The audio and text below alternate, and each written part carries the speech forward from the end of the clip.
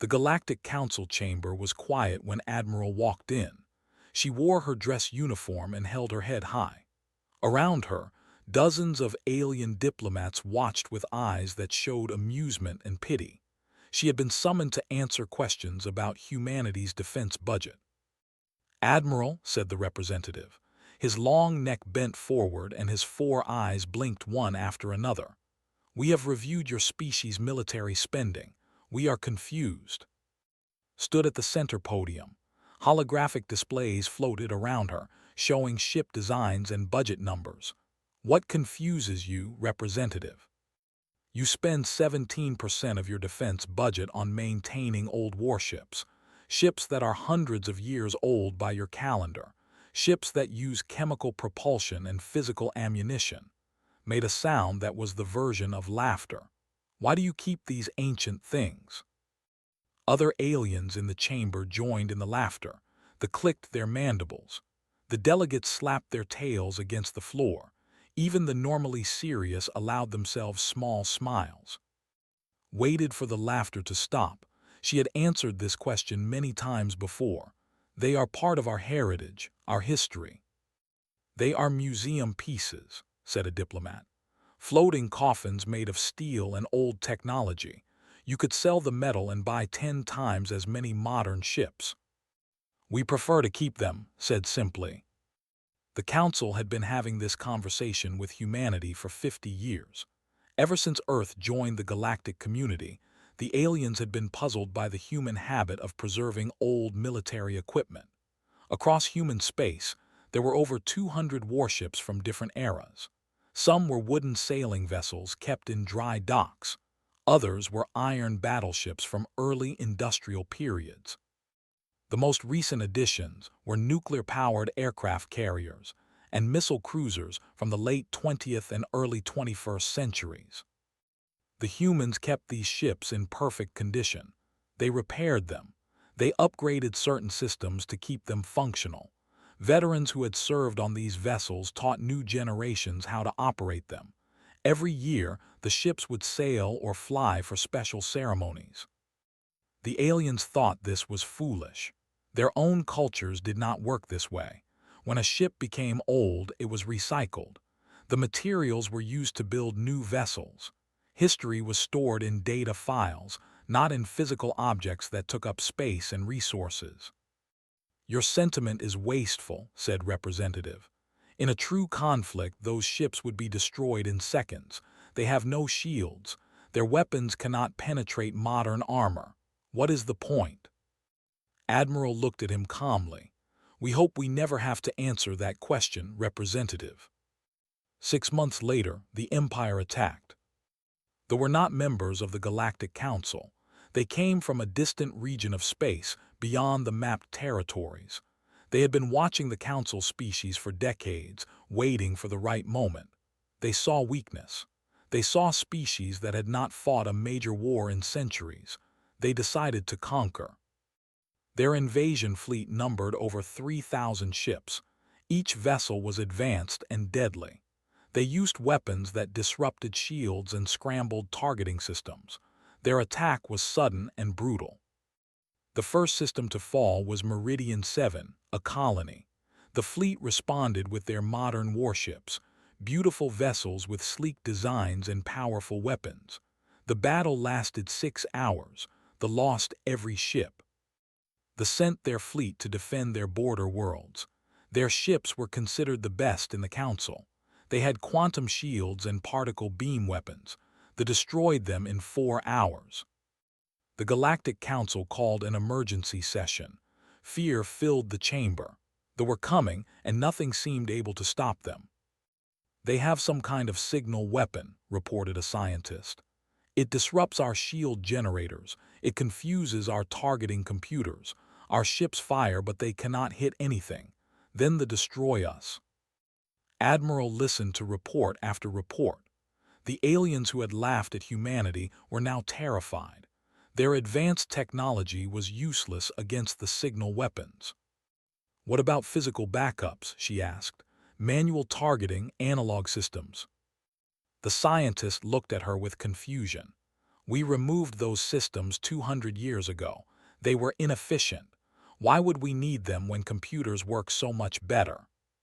Felt something cold in her stomach, because computers can be disrupted.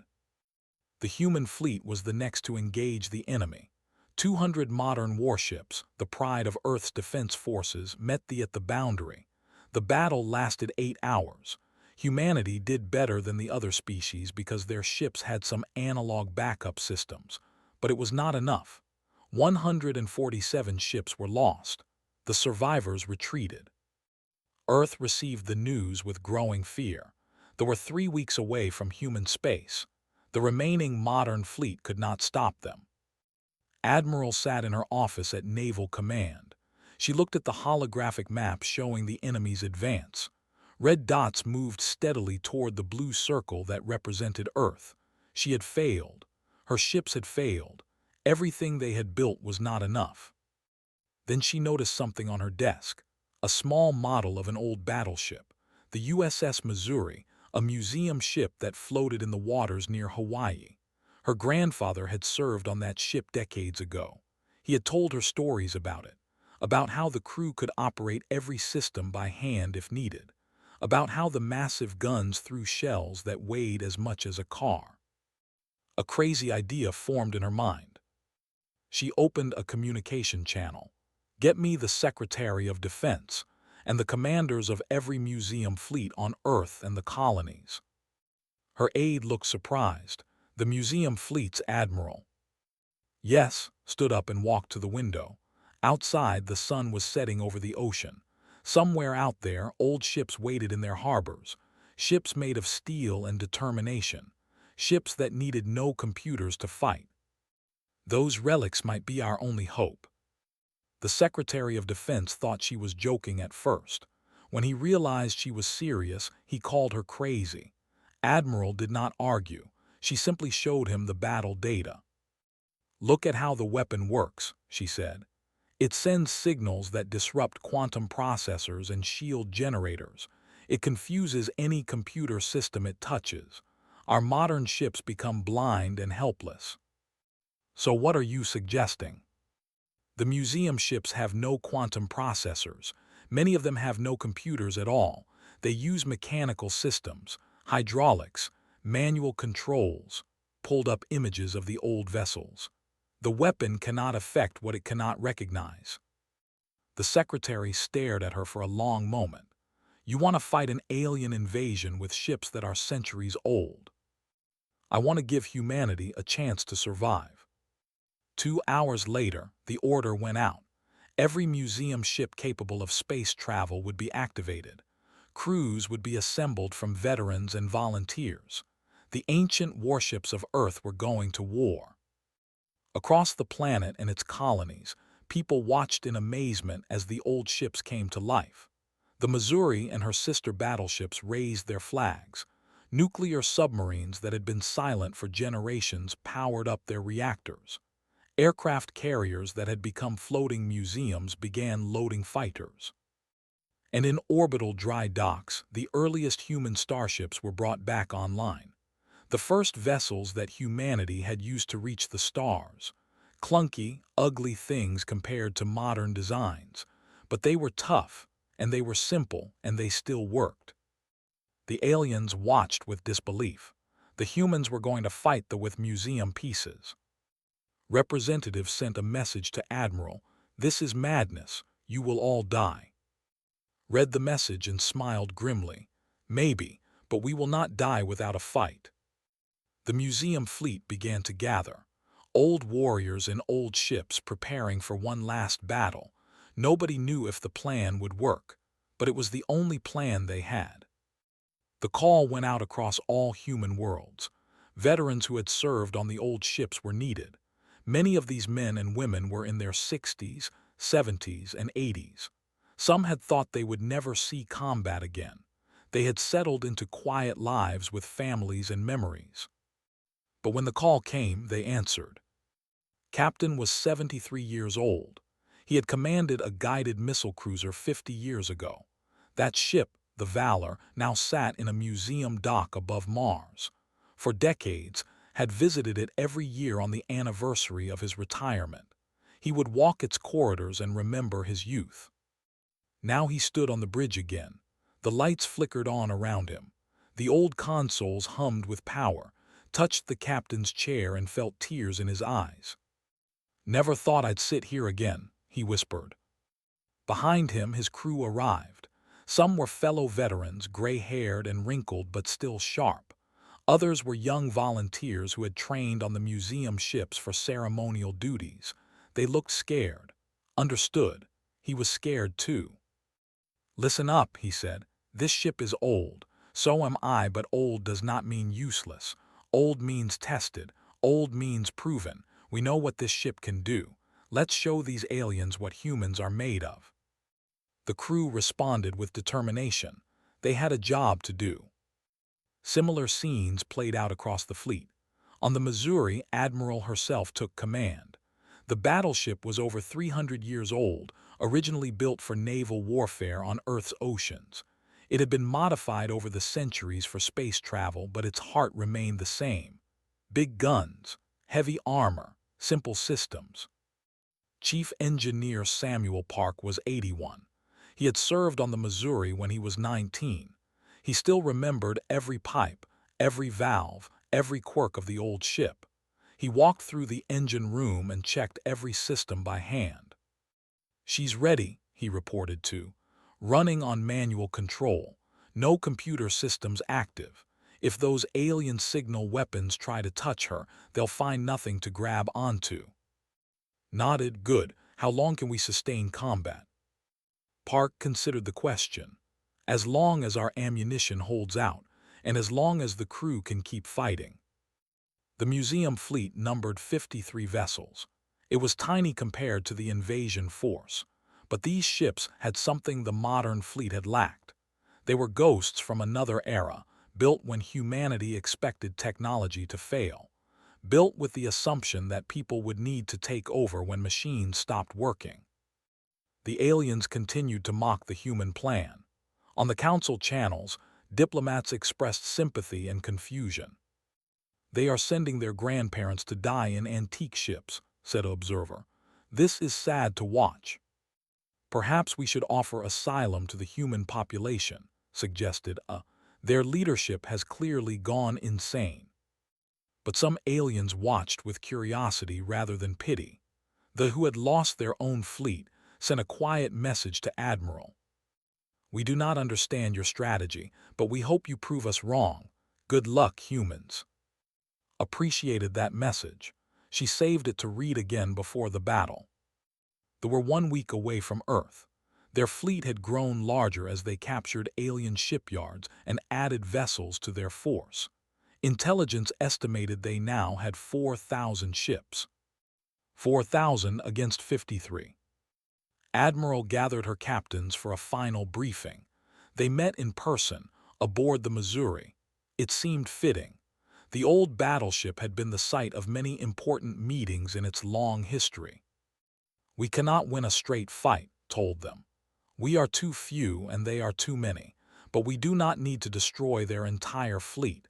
We need to hurt them badly enough that they choose to retreat." Captain raised his hand. "How do we do that?" "By being unpredictable. They have never fought ships like ours. They expect their signal weapons to cripple us. When that fails, they will be confused. We use that confusion." She pulled up a tactical display. "We will engage in 3 waves. First wave draws their attention and tests their defenses. Second wave hits them while they're focused on the first. Third wave goes straight for their command ships." "That third wave won't survive," said an old submarine commander named. "I know," met their eyes. "I'm leading the third wave personally." The captains were quiet for a moment. Then, one by one, they nodded. They had known this might be a one-way trip. They had come anyway. "One more thing," said. "I want you all to know how proud I am to serve with you. Whatever happens, humanity will remember what we did here. Our children will tell stories about the museum fleet." Captain smiled. "Let's make sure they're good stories." The fleet launched from Earth orbit on a Tuesday morning. Crowds gathered to watch. People waved flags and held signs. Some cried, others cheered. The old ships rose into the sky, their ancient engines burning bright. Aboard the Missouri, Admiral watched the planet grow smaller behind them. She thought about everyone she was leaving behind. Her family, her friends, the people who depended on her to protect them. She would not let them down. The journey to the intercept point took 5 days. The crew used that time to drill. They practiced loading the big guns by hand. They trained damage control teams. They ran scenario after scenario until everyone knew their job perfectly. The veterans taught the younger crew members everything they knew. Stories from old battles mixed with technical instruction. The ships might be relics, but the knowledge passed down through generations was invaluable. On the night before the battle, Chief Park found Admiral standing alone on the observation deck. She was staring out at the stars. "Can't sleep either?" he asked. Shook her head, "Too much on my mind. You know, I was there when they first put this ship in museum status. Broke my heart to see it. Felt like we were giving up on something important. And now," Park smiled, "now I understand why we kept her, why we kept all of them. It wasn't just about history, it was about keeping options open, keeping old knowledge alive just in case we needed it again." Considered his words, "Do you think it will be enough?" "I think we'll give them one hell of a fight. Whatever happens after that is up to fate." The next morning, the museum fleet reached the intercept point. Sensors detected the armada approaching. Thousands of ships spread across millions of kilometers of space. The sight was terrifying. Admiral opened a channel to all ships. "This is Admiral. The enemy is ahead. They outnumber us 80 to 1. They have technology that has defeated every fleet they've faced. They think we are fools fighting in ancient ships." She paused, letting the words sink in. "Let's show them how wrong they are. All ships battle stations. First wave prepare to engage." The old vessels of humanity's past moved into formation. Their engines glowed with steady light. Their weapons powered up. Their crews waited at their stations, ready for whatever came next. They had conquered a dozen systems. They had never lost a battle. That was about to change. The first wave of the museum fleet consisted of 15 ships, old destroyers and frigates, small and fast. They accelerated toward the armada while the rest of the fleet hung back. Captain commanded the lead ship, a destroyer called the Tempest. She was 67 years old and had served on this vessel as a young lieutenant. Now she was back in the captain's chair, leading humanity's desperate gamble. "Enemy ships are scanning us," reported her sensor operator. "They seem confused." Understood why. The sensors were designed to detect modern ship signatures, shield generators, quantum processors, energy weapons. The Tempest had none of these things. To them, the approaching vessels must have looked like floating scrap metal. "Maintain course and speed," ordered. "Let them wonder what we are."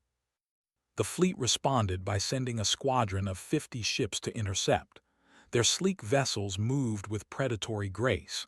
They were beautiful in a deadly way, all curved lines and glowing weapons. At 10,000 kilometers, they fired their signal weapons. Invisible waves of disruption swept toward the human ships. Watched her crew tense up, waiting for their systems to fail. Nothing happened. The Tempest continued forward. Her mechanical systems worked perfectly. Her manual controls responded without hesitation. The signal passed through the ship like wind through an empty room. "It didn't work," someone said in amazement. "Their weapon did nothing." "Of course it didn't," allowed herself a small smile. "We don't have anything for it to disrupt. All hands prepare to fire." The Tempest carried old-fashioned missile launchers loaded with physical warheads. No guidance computers. No fancy tracking systems. Just rockets with explosives, aimed by human eyes and human hands. At 5,000 kilometers gave the order, "Fire." Missiles streaked toward the squadron. The aliens attempted to use point defense systems, but they had been designed to intercept energy weapons and guided projectiles. The dumb rockets came in fast and unpredictable. 4 missiles hit their targets, 4 ships exploded. For a moment, both sides seemed frozen in shock. They had not expected to lose any ships. The humans had not expected their plan to actually work. Then chaos erupted. The squadron attacked with energy weapons. Beams of light slashed toward the Tempest. Without shields, the old destroyer had to rely on armor and evasive maneuvers. Threw her ship into a wild dance, dodging some shots while absorbing others. "Hull breach on deck 3, shouted a crew member. "Fire in the engine room." "Seal the breach, fight the fire," kept her voice calm. "Return fire all weapons." The first wave ships fought like cornered animals. They twisted and turned, using every trick their veteran crews could remember. They took damage. They lost people, but they kept fighting. And they kept hurting the enemy. Admiral watched from the Missouri as the first wave engaged. Her tactical display showed the battle in harsh detail.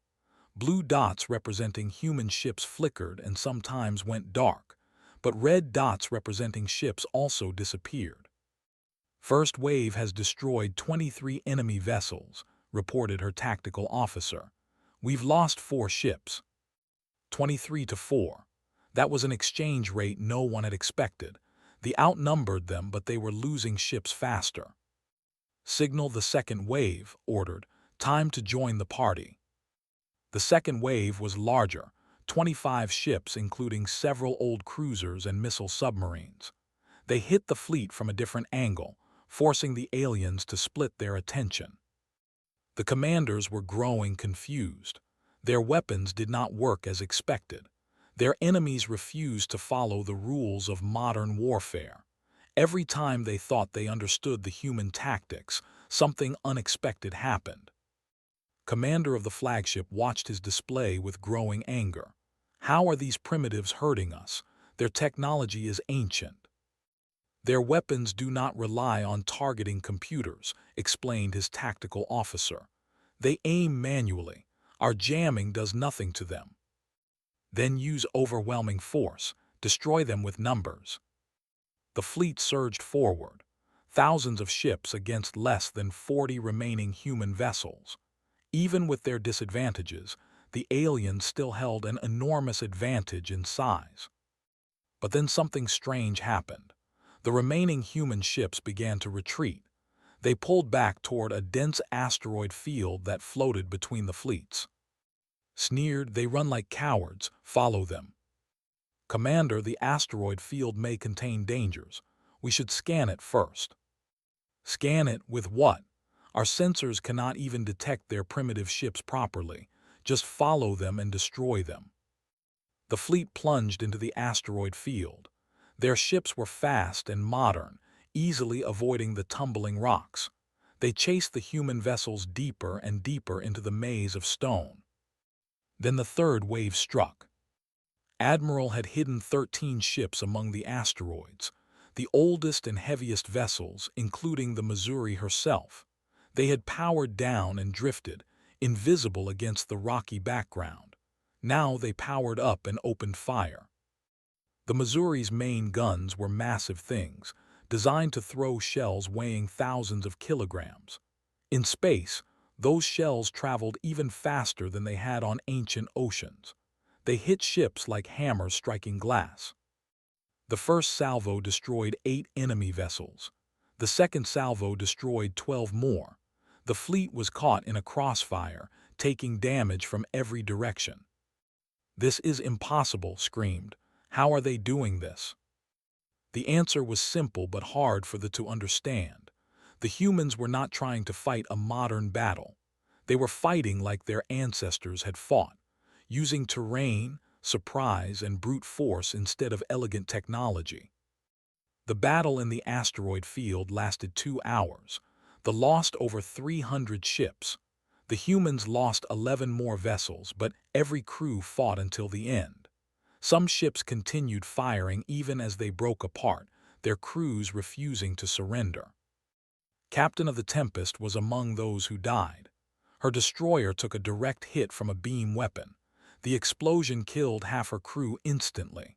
Wounded and bleeding, ordered the survivors to the escape pods. She stayed at the helm, guiding the crippled ship toward the largest vessel in range. The Tempest struck the enemy cruiser at full speed. Both ships exploded together.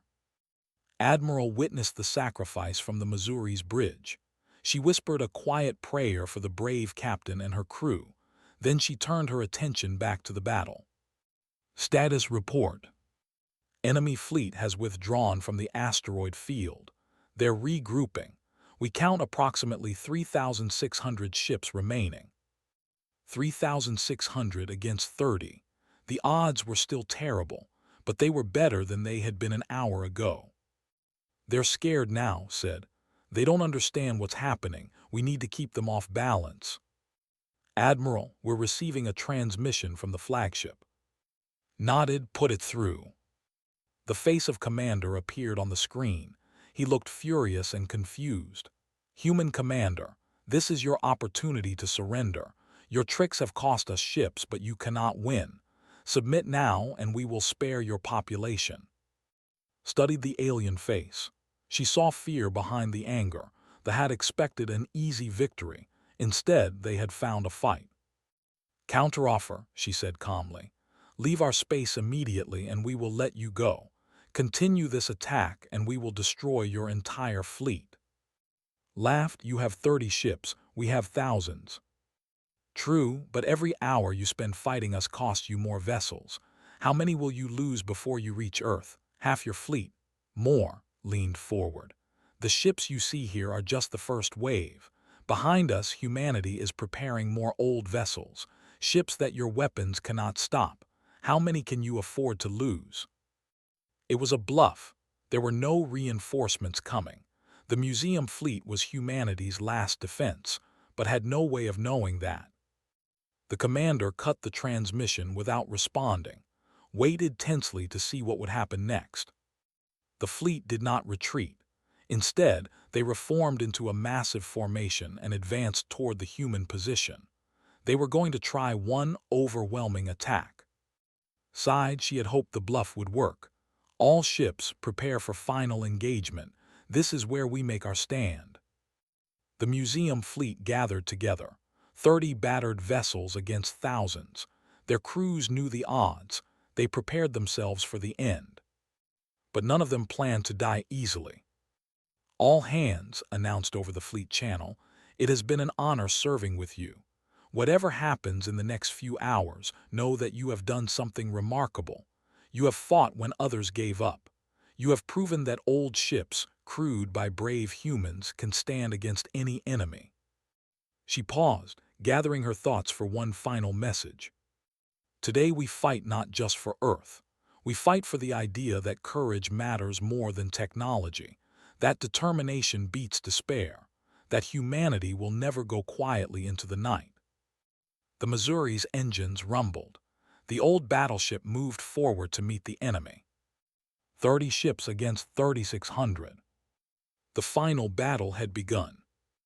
The Missouri shook as another beam struck her hull. Admiral gripped her command chair to keep from being thrown across the bridge.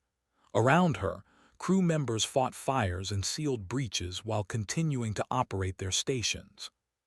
Forward gun batteries fire, shouted. The massive turrets of the old battleship rotated and unleashed another salvo. Shells the size of small cars flew through space at tremendous speed. 2 destroyers exploded when the projectiles hit them. But for every enemy ship destroyed, 3 more took its place. The fleet was vast, and they had abandoned their signal weapons in favor of direct energy attacks. They could not confuse the human systems, so they simply tried to overwhelm them with firepower. Hull integrity at 60%, reported the damage control officer. We've lost turrets 2 and 3. Nodded grimly. The Missouri could not take much more punishment. Neither could the other ships in the fleet. They were dying one by one. The cruiser Valor exploded after a concentrated attack by a dozen enemy vessels. Captain sent a final transmission before the end. No surrender, no retreat, give them hell. Watched the Valor disappear from her tactical display. Another blue dot gone.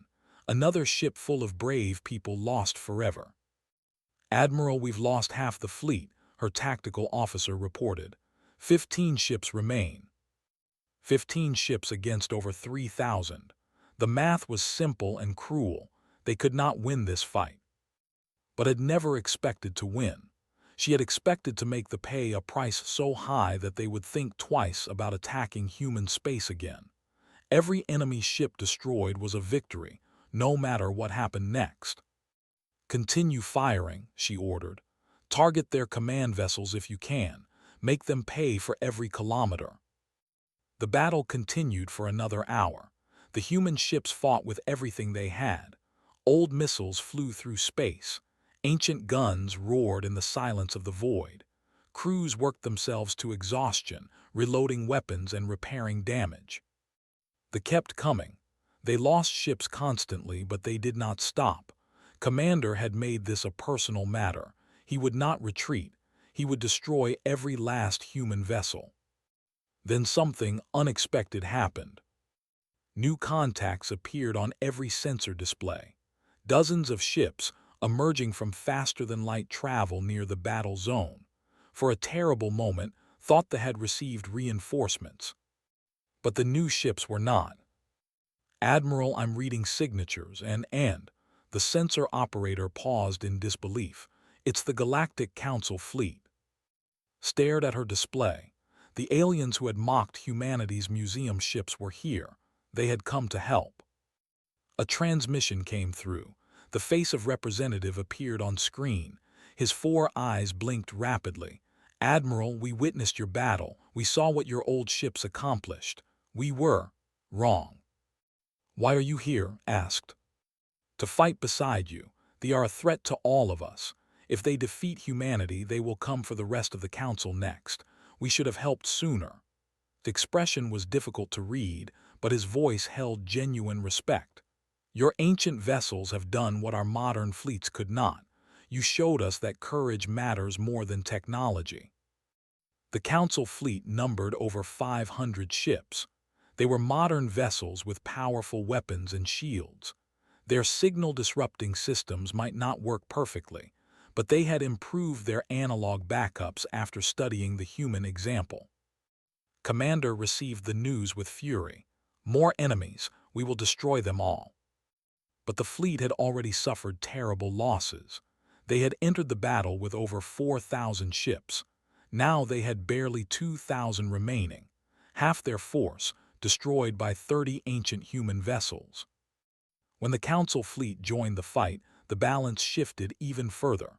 The cruisers attacked the flank. Battleships provided covering fire for the remaining human vessels. Carriers launched fighters that swarmed around enemy ships. They fought back, but their momentum was broken. They had expected to crush humanity easily. Instead, they found themselves fighting a coalition of species who had learned from human example. Admiral watched the battle turn in their favor. She allowed herself a moment of hope. Maybe they would survive this after all. Missouri to fleet, she transmitted. Focus fire on the flagship. Take out their commander and the rest will fall apart. The remaining human ships, along with their new allies, concentrated their attack on the massive command vessel. It was heavily armored and well defended, but it could not survive against the combined firepower of the coalition. Commander realized too late that his conquest had failed. He tried to order a retreat, but his communications were jammed by electronic warfare ships.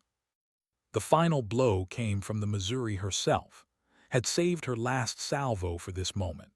The old battleship's remaining guns fired together, sending a storm of shells toward the flagship. The shells punched through weakened shields. They tore through armor that had never been designed to stop physical projectiles. They found the ship's reactor core. The flagship exploded in a ball of fire that lit up the void. With their commander dead and their fleet in chaos, the remaining ships lost their will to fight. Some tried to surrender.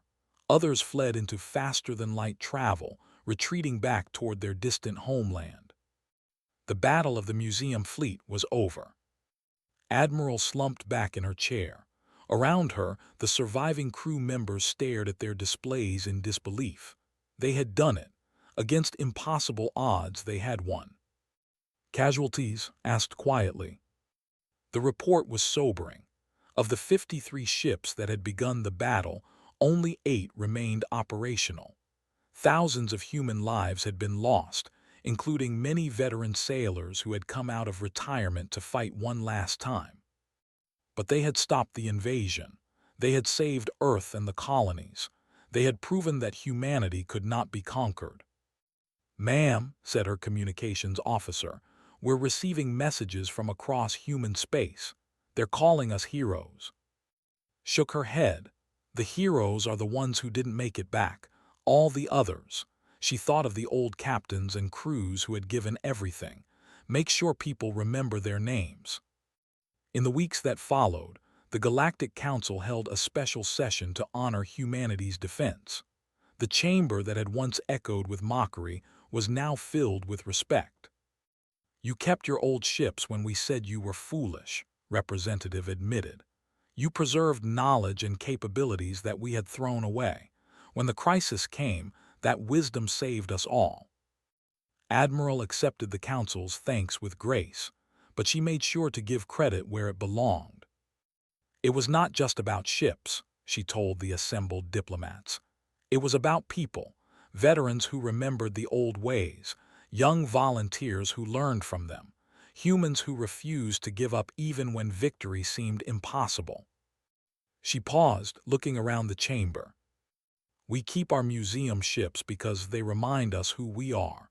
They connect us to our past. They teach us that technology is not everything. Sometimes the most important weapon is the human spirit." The Council agreed to help rebuild humanity's fleet. They also agreed to preserve some of their own ancient vessels, just in case. The lesson of the museum fleet would not be forgotten. Back on Earth, celebrations filled the streets. People cheered for the returning survivors and mourned those who were lost. The 8 ships that had survived the battle were given places of honor in the orbital museum. But the best tribute came from the veterans themselves. Before they dispersed back to their normal lives, the survivors gathered for one final ceremony aboard the Missouri. They stood on the old battleship's deck and remembered their fallen comrades. Admiral spoke the final words. "They ridiculed our museum fleets. They said we were wasting resources on ancient relics, but those ancient warships crushed the invaders. They saved humanity because we never forgot where we came from." She looked at the faces of her crew. Old and young, they had fought together and survived together. "As long as humans exist, we will keep our old ships. We will remember the lessons they teach. And if anyone ever threatens us again, they will discover what we proved today." Raised her hand in salute. "Humanity does not surrender. Humanity fights. Humanity wins." The crew saluted back.